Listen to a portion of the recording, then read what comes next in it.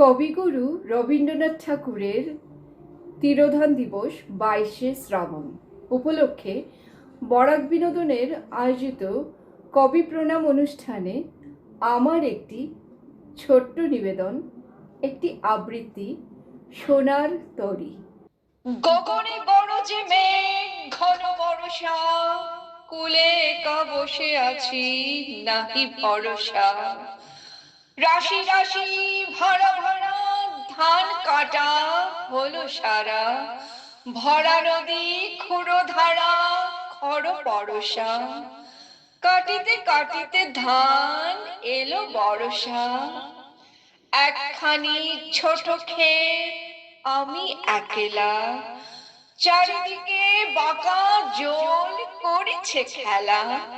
পরপারে দেখি আঁকা তরু ছায়া মসি মাখা, গ্রামখানি মেঘে ঢাকা প্রভাত বেলা।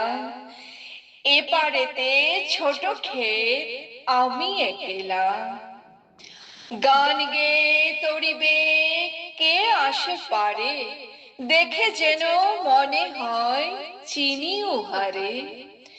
ভরা পালে চলে যায় কোনো দিকে নাহি চায়, ঢেউগুলি নিরুপায় ভাঙে দুধারে, দেখে যেন মনে হয় চিনি উহারে। ওগো, তুমি কোথা যাও কোন বিদেশে, বারেক ভিড়াও তরি কুলেতে এসে।